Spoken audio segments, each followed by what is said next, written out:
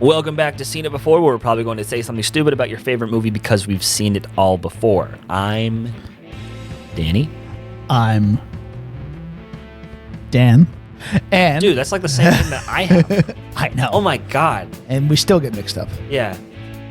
Even on the show, like Karen. Or no, it's PK. PK was Paul. Yeah. Paul, sorry. Yeah. Which is funny because there's so many Pauls. We've had PK. 3 Pauls on this podcast. Yeah. But yeah, so we are in the midst of our rewatch of Mission Impossible. So we are on Mission Impossible 2, directed by John Woo. And so I have never seen this movie before. So I don't have... Wait, you haven't seen it before? I have not seen this one before. Oh my god. I haven't seen 2 or 3 before these I think you're gonna like rewatch. We'll see. It's J.J. Abrams. You like yeah, J.J. I don't like J.J. Abrams. Oh. I don't like the whole mystery box thing, but whatever. I know it's in there. I know it's in there, but in this one it doesn't matter. All right, you know what I mean? There's no importance around it really. All right, let's save that for next time. But for now, Mission Impossible 2. Let's get to it. Take back, Daddy. One hop this time. One hop. Okay. I'm gonna start this. You are hyped up on coffee right now, my friend. 40 ounces today. 40? 40. Holy shit! I woke up at 5:30, and I have to work until 11 p.m. tonight. So I don't want to hear it. I didn't say anything. You said what? Didn't you? You said a lot of things earlier. Yeah, I did say a lot of things earlier. It was like a whole half hour. Yeah. Maybe longer. About a certain space movie. About a certain interstellar adventure. You just say the name of the movie. A certain interstellar adventure. Okay. Anyway, Tom Cruise did Mission Impossible 2.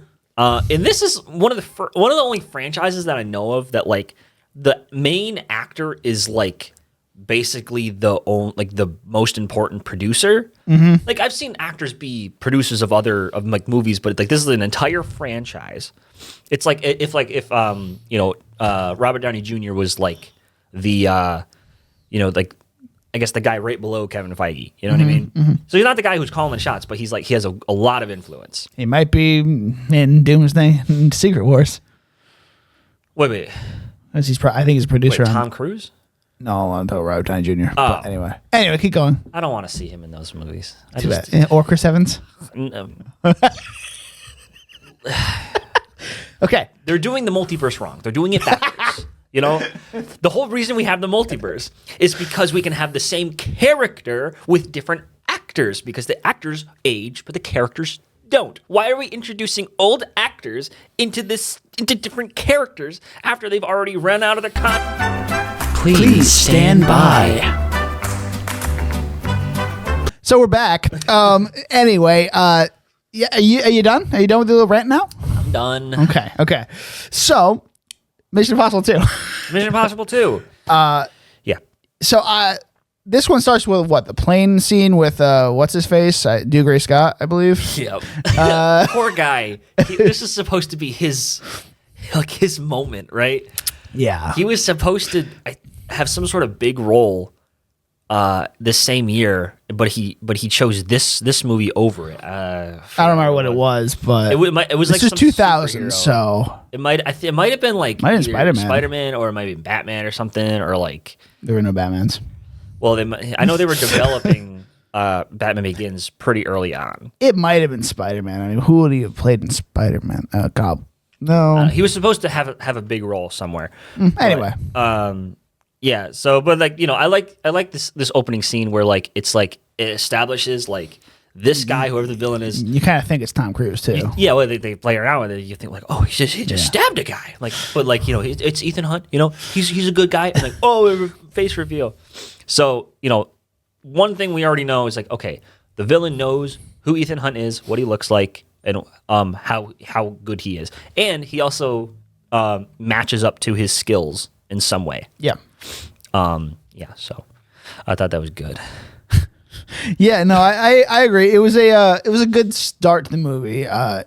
But I found throughout this movie, I found myself kind of not getting interested in it. I don't know what it was. It just didn't keep my interest. This is definitely like the first thing I wrote. Definitely the worst one. Yeah, so far, yes. Yeah, hands down, it's the worst one in the entire franchise. Yeah, I don't know if it's the pacing or like the editing is cool. There's a lot of cool editing going on. It's very John Woo, but like it's just it doesn't land. I think a big reason why I didn't like it. Fans of the first one. So you like the first one, right? I do.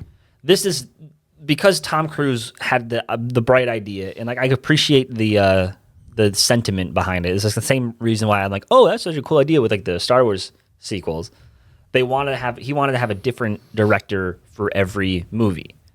Like I get it because you're gonna have a different feel, and each movie is gonna be distinct. And this franchise, it doesn't need to be so continuity. Yeah, because they build it around stunts and Tom Cruise. So the thing they missed though, Ethan Hunt needs to kind of still be the same character, right?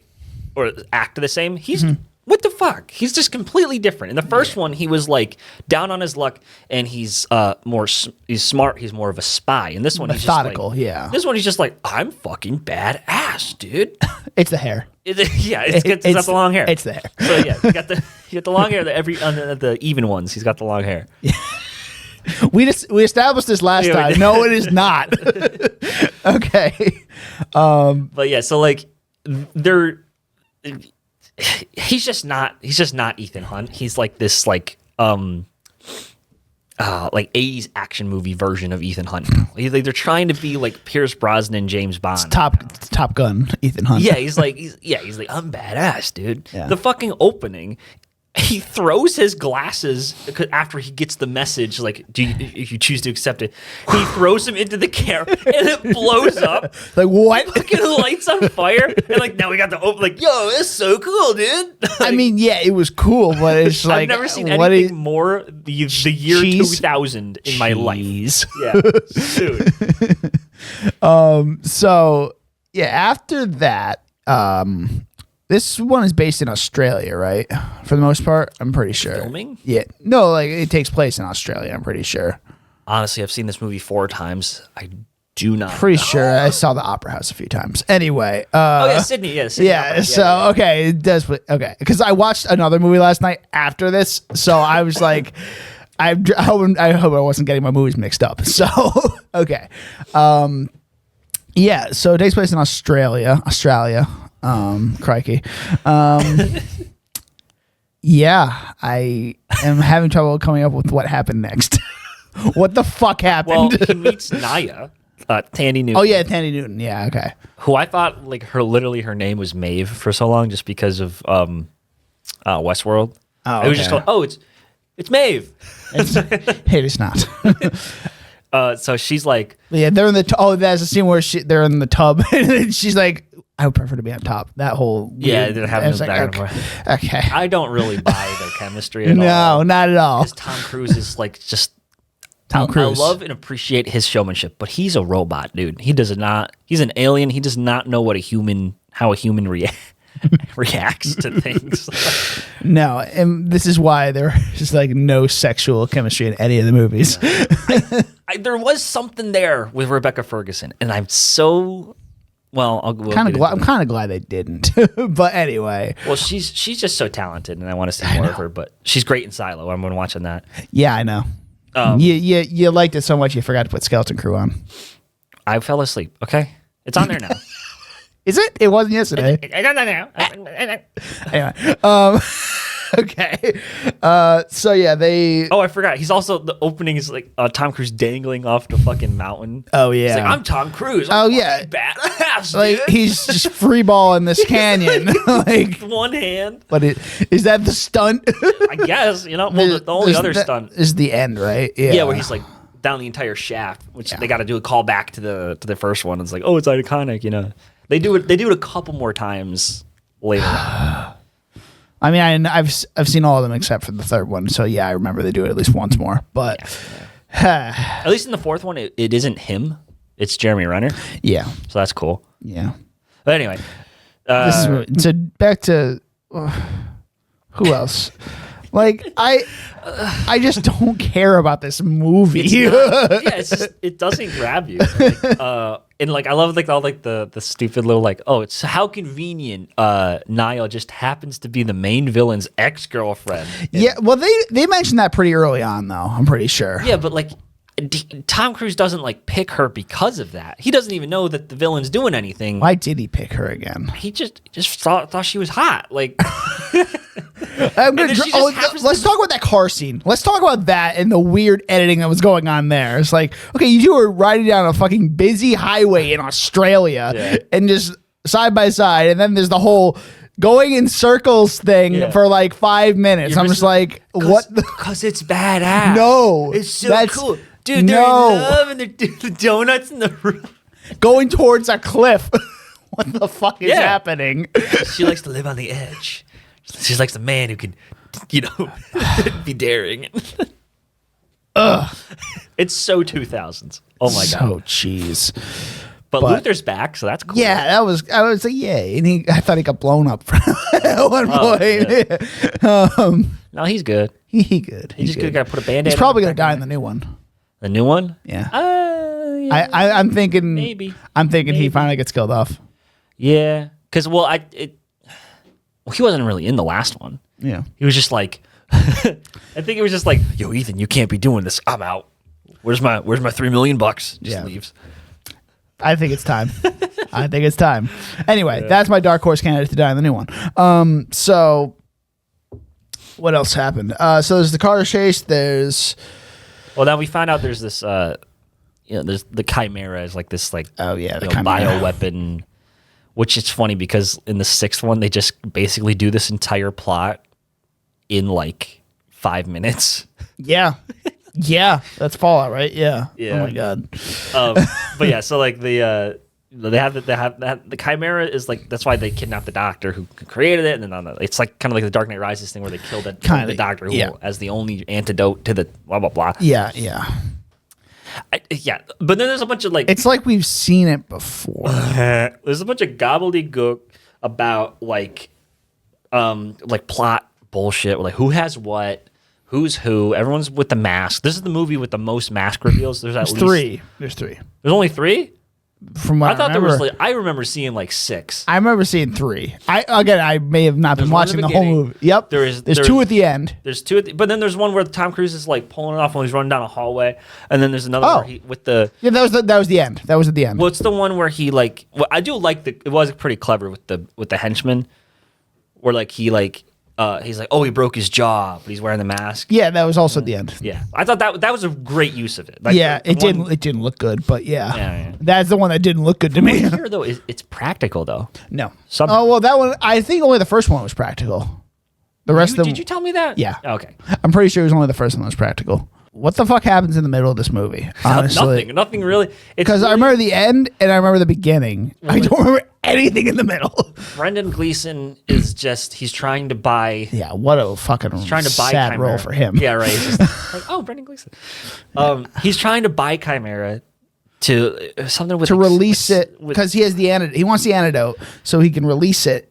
Oh, right. And then, that's right. Start a pharmaceutical company as a whole. Okay, yeah. So basically that's the whole movie. And then like there's like a couple sex scenes between him and Tandy Newton, I think. There's one sex scene. And then there's the guy flying the helicopter. Oh, yeah. Yeah. This movie is just a bunch of crap, It's a bunch of we need things to happen in this don't mean anything. It seems like they built it around stunts, but they didn't write anything. There's like, oh yeah, let's make this this can be a bioweapon, and we can make it blow up, but we're not going to actually blow it up because we don't have the budget for it. Yeah. So what do we do now? That's the whole movie. Yeah. They just don't know what they're doing. I mean, the whole movie actually happens in the last 20 minutes where Tom Cruise goes into the facility then he escapes by blowing up to fucking everything. Blows up everything, kills so many people. Jumps out of the fucking side of a building.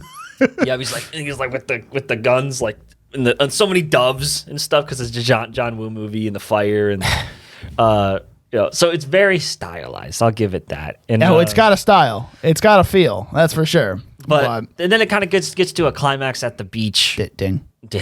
Where they fucking crash their motorcycles. Oh yeah, in midair, and that would have. And then they both knee each other in the balls, and then they fall. Like, what the fuck is happening here? Like they're in midair and they both go like, "Arr," and they kick each other in the balls. Oh, God, maybe 3 will be. And then they end up with the Maybe 3 is gonna end up being my favorite just because it comes after this one. I like 3. It's a little underrated because it does something completely different right from the start. Yeah, mystery box. Rabbit. What's in the rabbit's foot? Anyway. But yeah, so basically the end is just a big fight scene. He blows up the thing up. He goes down the shaft, and then but that shot where and then he shows up at the end, and she's like, "Oh, we can have a romance on vacation." Let's go fuck. Yeah, I was like, And then we never see her again. Nope. Ever again. Nope. But I want to say that shot though. Well, it's kind of like James Bond though. Of the close up on the eye with the knife, that was real. That was really cool. It was. And I don't know, because Tom Cruise is an insane person, with the fucking, I don't know how he kept, even when, I know that's how many times they had to do that for this shot. I can't imagine. Just keep your eye open, Tom. Okay. This fucking knife, right there. It's even closer than my finger is right now. Yeah, no, that's, no, thank you. I hope it was a rubber knife or something. And then they just add the spike in post. Yeah, you would think, but who knows? But they had the guy's arm on on a super tight strap for the exact length. I don't trust that. Yeah, I wouldn't trust it at all. I would be like, what the fuck?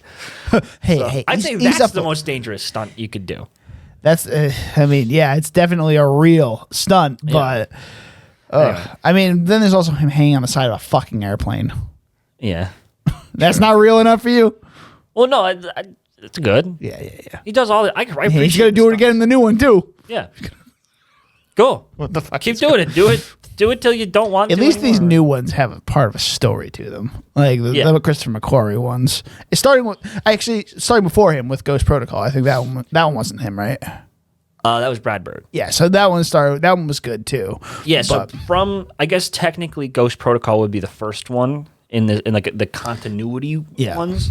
Because Rogue Nation is the first one to mention the Syndicate or to mention Ghost, whatever's happening. Yeah, because that's the first one with Rebecca Ferguson. Yeah. Yeah, but she's not in the fourth one. So it's the fourth one's kind of this weird gray area where it's that's the first Mission Impossible I saw.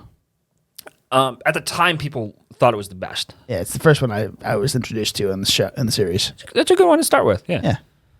So you got rid of all the choppiness. Yeah. So we're in the rough waters of Mission Impossible. 1, 2, 3 are just we don't know what we are yet. Yeah. Now they know what they are, which is really cool.